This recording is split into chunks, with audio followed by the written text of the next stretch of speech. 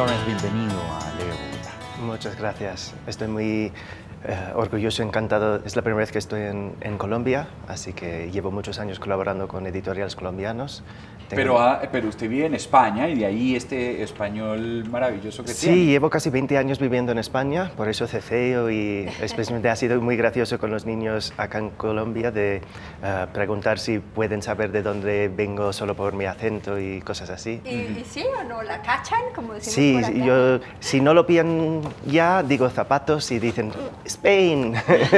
Porque Lawrence además nació en Nueva York. Exacto. ¿Verdad? Que es una ciudad además bien particular. ¿Por qué terminó en España? Calidad de vida. Yo soy tercera generación neoyorquino, somos tan pueblerinos que yo nací en el mismo hospital donde nació mi mamá y la abuela nació en Manhattan antes de que construyeran el hospital, así que somos pueblerinos allí.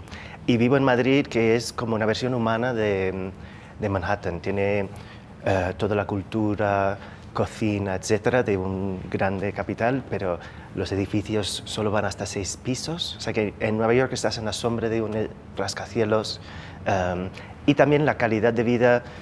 Todo el mundo en Nueva York es un mero granaje en la maquinaria y todo el mundo es intercambiable, mientras en España tienes las ventajas de grande ciudad, pero también la calidad de todo es humanizado. O sea que... Miren ustedes el primer cambio de paradigmas que hace, que se refleja en toda la obra. No sé si lo notaron. Nosotros los neoyorquinos, pueblerinos, es decir, la capital del mundo. Yo nunca había concebido la posibilidad de llamar a un neoyorquino pueblerino. Todo lo contrario. No, exactamente, no me cabría en la cabeza. Y eso es algo que se refleja en su obra, ¿no? Sí, no, me gustó mucho lo que estaba mencionando Isa antes, que los niños viven en este mundo y por eso yo creo que no hay ningún tabú, se puede tratar cualquier tema simplemente llevándolo o haciéndolo accesible a sus referencias. Miren, por ejemplo, esta es la historia de una familia blanca que adoptó a una niña de color negro. La niña se siente diferente, se siente rara. Pero, ¿saben por qué? Porque es que la familia blanca todos tienen gafas y ella no. Ella quiere tener gafas porque quiere ser igual a sus hermanos. Para el mundo de esta niña, la diferencia no estaba en un color de piel. Ella quería tener gafas, la diferencia estaba en otro lado. La diferencia está donde le pongamos nosotros la atención, ¿no?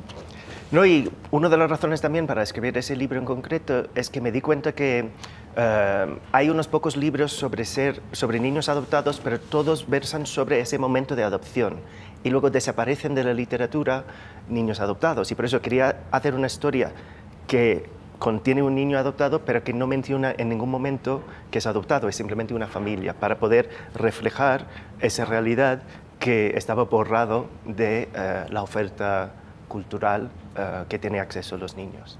Para mí los libros infantiles, que además me gustan mucho siempre, han sido una puerta para abrir conversaciones poderosas, las llamo yo con mi hija.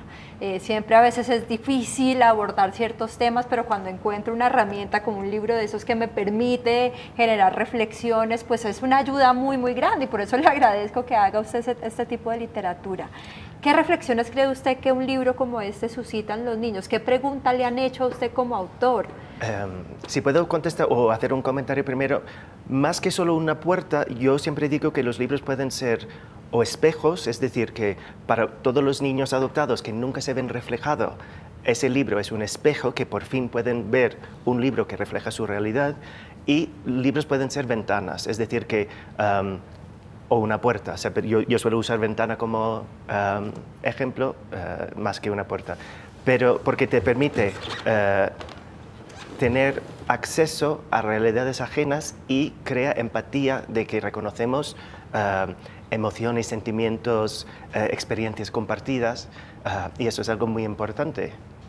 En este otro libro, Menuda Imaginación, Lawrence Kimmel aborda bueno, la imaginación y aborda los cuentos mágicos, porque este niño en este pozo lanza una moneda, la moneda se le devuelve y resulta que sale un sapo, le pide a una amiguita que bese el sapo y sale un ogro, no un príncipe, un ogro.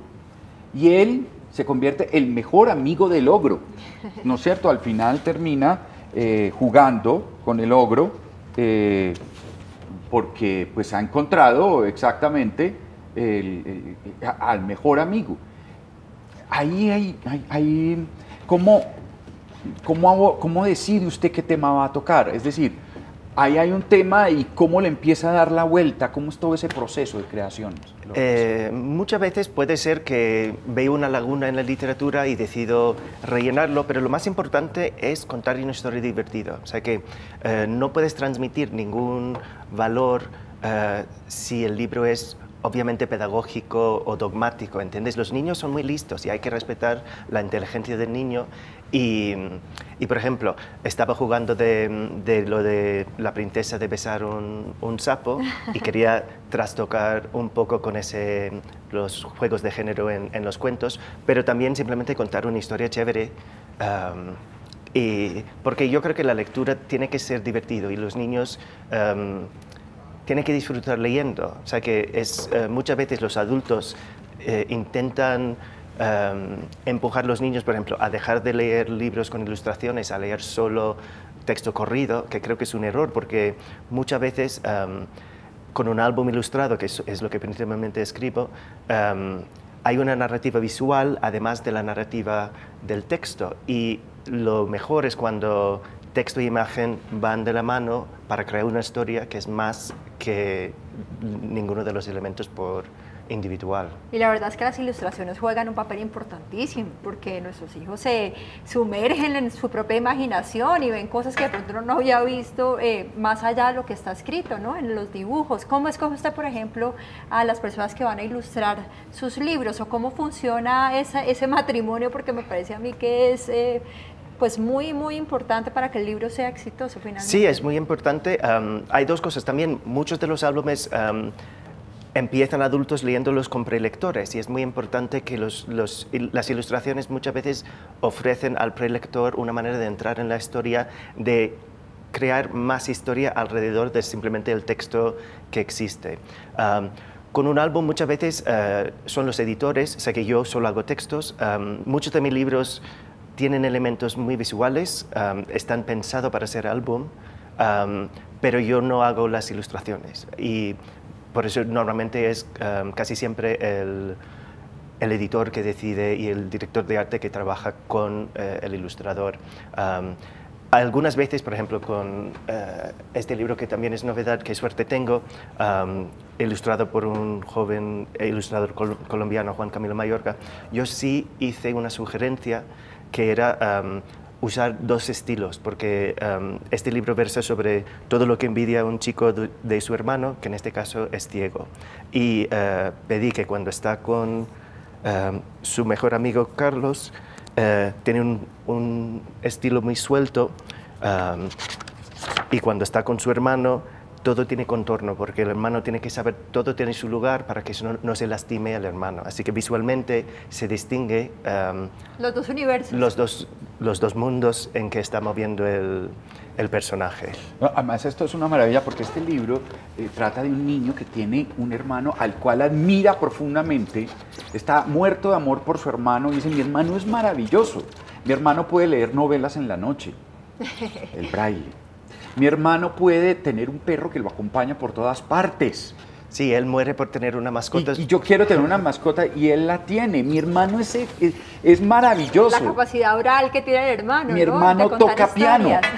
Sí, toca el piano y, por ejemplo, la madre siempre pierde las llaves y el hermano es el único que sabe dónde está porque dice, escuché que los dejaste en la mesa del salón. Sabes que tiene desarrollado otros sentidos y es todo envidiable por su hermano. Él muere de amor por su hermano y dice, yo tengo una suerte tremenda de tener ese semejante hermano en la casa. Mi hermano es ciego, no todo lo contrario. Ay, tengo un hermano al que tenemos que entender, el que tenemos que comprender y hay que ayudarlo, que pesar, ¿no es cierto? Bueno, pero bueno, lo del libro álbum es muy interesante. Miren, antes en la literatura gráfica generalmente se escribía un texto y luego un ilustrador, el tigre está saltando sobre su enemigo y un tigre saltaba sobre su enemigo. Tomó la manzana, pues aquí la manzana, toma la manzana. En el libro álbum hay un diálogo que se acerca mucho más a la mentalidad infantil porque los niños, además de leer un texto corto, construyen todo el cuento alrededor de la imagen, ¿no? Sí. Esa es como la idea. La idea del libro. Este libro tiene algo que nos llamó mucho la atención, y es precisamente como una de las escenas es que el hermano que puede ver cuenta como envidia de su hermano menor que tiene la capacidad de leer en la noche, entonces tiene 2 páginas acá con braille, ¿cierto? Y eso pues es muy bonito porque nos permite jugar, y bueno, con mi hija me imagino sí, yo se ve que en la podré... cámara, sí, ahí Sí, se ahí ve más o de menos pronto alcanza por a la ver la luz, ahí textura. está el baile, eso. Sí. Y eso, claro, nos acerca, y es la posibilidad Es justo de decir eso, es que otro acerca lenguaje. para un joven lector que igual nunca ha tocado cómo es el braille, cómo son las letras, y que hay...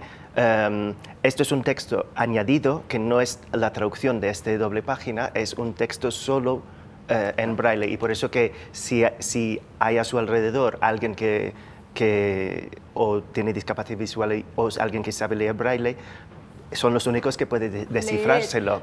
Y eso me llama la atención porque usted me hablaba de 2 maneras de ver este tipo de libros, como ventana o como espejo. Como ventana lo veo muy claro, porque claro, nos permite pues sentir empatía por los 2 niños, tanto por el hermano que puede ver como por el que no, y entender las grandes posibilidades en este universo.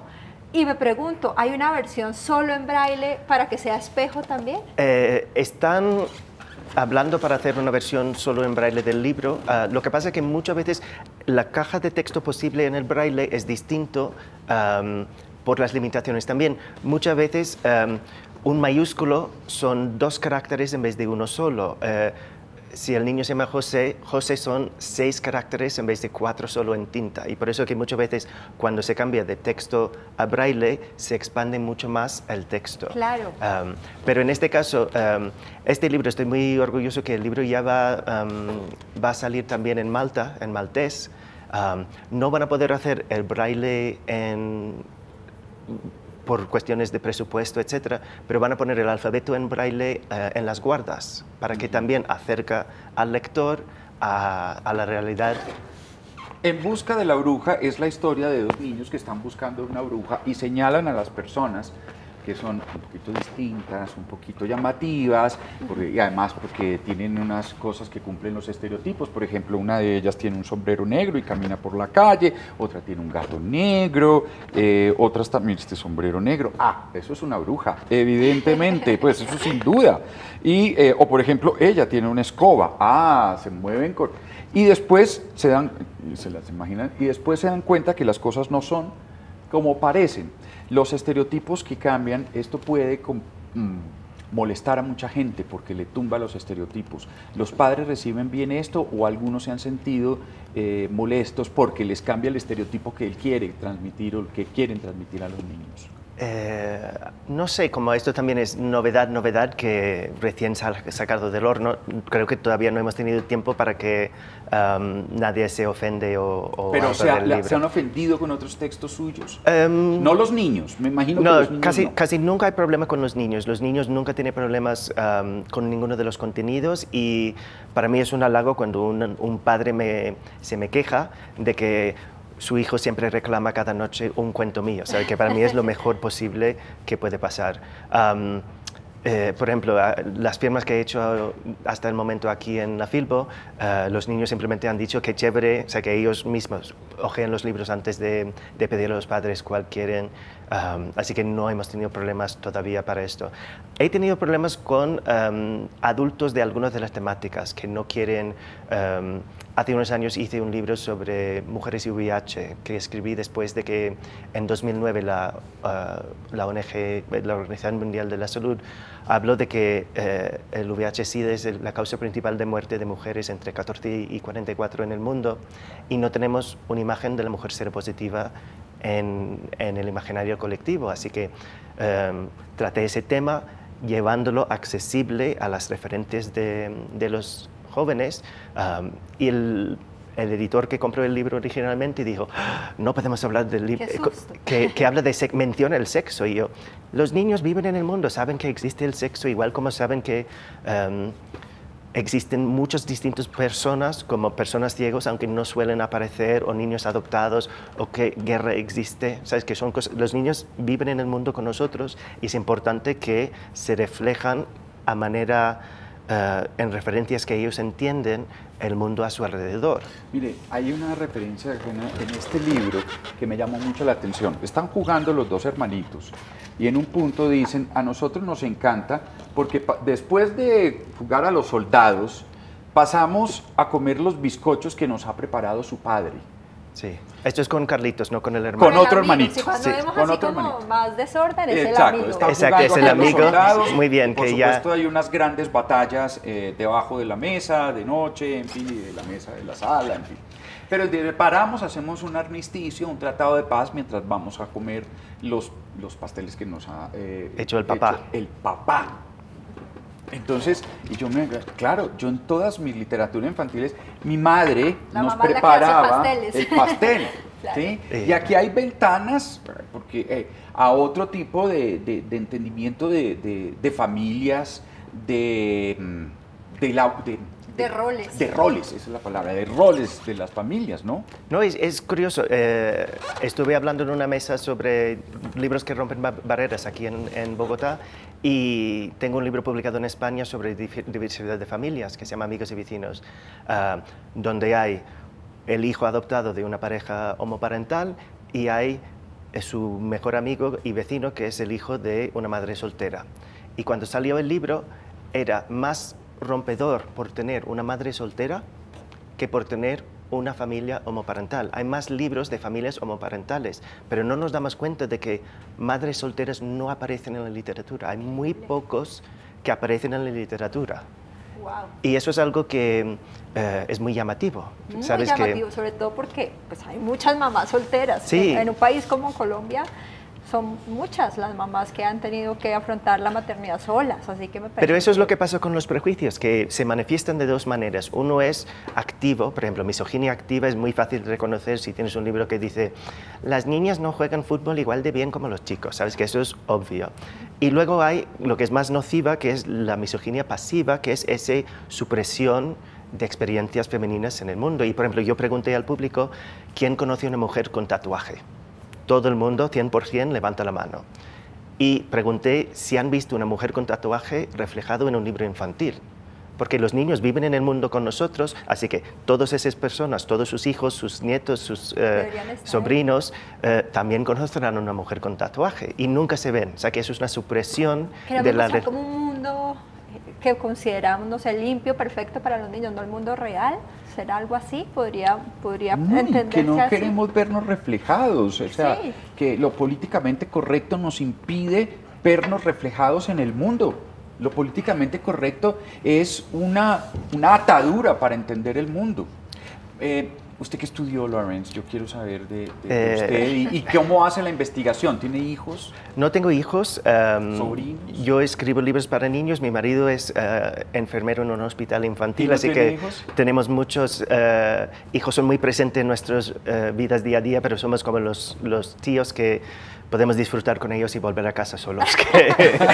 Eso tiene grandes También, ventajas. cualquier padre también entiende lo que es.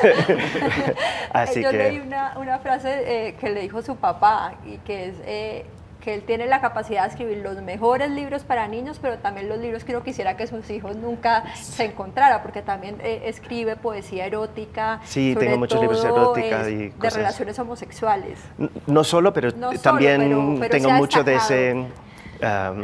que en el mundo de habla hispana no hay problema, en el mundo anglosajón me ha dado muchos problemas. Pero simplemente para contestar, yo siempre soñé ser Jacques Cousteau, mi único sueño. Yo entré en la Universidad de Yale como biólogo marino y tengo un problema, que soy mortalmente alérgico al pescado. Y lo tuve que abandonar por peligro, aunque es solo de comerlos, de tocarlos y hacer así a la comisura de la boca, que como es membrana, me da ataque. Así que... ¿De verdad?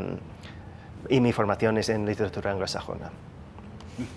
Y Y esas dos grandes temáticas que le han interesado a ustedes, los niños, pero desde la diferencia, contando historias que reflejan todo eso que está, pero que a veces no aparece en la literatura, darle visibilidad, y también en la literatura para adultas, pues hacen lo mismo. Exacto. Lo que veo es que la diferencia es como el gran tema suyo, incluso también porque ayuda a mujeres escritoras a tener visibilidad, mujeres que escriben en el idioma español, por ejemplo, publicar en los Estados Unidos, y también es porque a las escritoras les ha tocado duro. Sí, yo soy traductor literario además de escritor y intento reivindicar mucho, ayudar a esas voces a llegar al inglés. Acaba de salir ahora en Nueva York, en The Feminist Press, una novela que tradujo, es la primera novela de una autora de la Guinea Ecuatorial. O sea que no tenemos mucha información de la cultura o la vida en esa excolonia de España, en África, ¿sabes? Sí, que hablan español. Que hablan español, claro, ¿sabes? Que No, y luché mucho con mi editora para que preservamos, porque el español que se habla en la Guinea Ecuatorial todavía suena un poco anticuado, como cuando dejaron de ser colonia, no tiene tanto tiempo de independencia y no ha evolucionado el lenguaje tanto, y por eso he pedido que con la corrección del estilo, que no modernizan demasiado el lenguaje, poniendo contracciones y cosas así, porque el original tiene una textura, y por ejemplo, si yo traduzco un autor colombiano, debe sonar distinto que, por ejemplo, esa autora de África, ¿entiendes? Sí. No todo debe estar planchado y igualizado en traducción. Sí. La literatura infantil se debe abordar con mucho respeto para los niños, no tratándolos como unos tontos, ¿no? Sí, eso es súper importante, porque hay que contar algo que engancha al lector. Yo siempre he sido gran lector y sigo siendo un lector voraz, devoro los libros, y he estado, una de las cosas que aprovechando aquí en Colombia es comprar libros poemarios de poetas colombianos que no tengo acceso al otro lado del charco, para disfrutar de leerlos y también para ver posibles cosas para traducir. Así que tengo una maleta que ya está muy pesado para volver. Sí, es un problema, es un problema muy grande para viajar, el peso de los libros. Es un problema, y también es una fortuna que tengo 4 novedades que han salido ahora para la Filbo, y voy a llevar mis ejemplares también, que igual pago sobrepeso, pero con gusto, con gusto. ¿Y ha encontrado buenos títulos en la feria del libro? Eso le iba a preguntar, ¿se ha podido revisar la literatura infantil que hay aquí en Colombia? He visto algunas cosas, no he tenido mucho tiempo, he encontrado más, me topé con el stand de la Casa de Poesía Silva y volví loco comprando muchos libros. Hay unas cosas muy pequeñas, una colección nueva que tienen, la C, la A, la S y la A, Casa, ¿no? ¿Sí? Pero muchos de los libros infantiles de Colombia ya conozco, editoriales como Babel o Cataplum, tienen mucha proyección internacional y que conozco los editores, también conozco muchos de los títulos gracias a las ferias internacionales como la Feria de Bolonia, donde viajan los editores o viajan los libros, así que... La revolución de la literatura, aquí yo sí estoy sintiendo una revolución en la literatura. ¿Por qué? Porque estas generaciones nuestras nos tocó muy distinto, muy difícil el acceso a la literatura infantil. Además era una literatura muy ligada a ciertas marcas comerciales de grandes, pues, los libros de Walt Disney, los libros de... Y los cuentos de los hermanos Grimm, que son durísimos. Sí, claro. Los originales sí, los cuentos eran escritos para adultos, o sea que luego han pasado a considerarse literatura para niños, pero originalmente eran contados para adultos con mucho... Una autora inglesa que se llama Angela Carter. Sí. Y Angela Carter toma todos estos la cuentos, Cámara Sangrienta. La Cámara Sangrienta, por ejemplo, tiene un libro que se llama La Cámara Sangrienta, y presenta estos cuentos en su originalidad, y nos damos cuenta, pues que, fíjese usted, una madrastra, que en realidad en el cuento original me parece que era la madre, queriendo matar a su hija, porque y la expulsa al bosque para que la maten, la reciben 7 hombres que en el cuento original eran mineros, por eso eran tan bajitos, porque podían entrar a las catacumbas, viven con la niña y después la madre quiere ir a envenenarla. ¿A usted no les parece eso un cuento de terror? Más Pensado cruel, bien. miedoso, y sabe que sí son referentes que empezamos a utilizar a veces los papás cuando no somos tan conscientes. Entonces el miedo, ¿no? Entonces si no te portas bien va a llegar el coco y te va a llevar, o te roba un señor en un...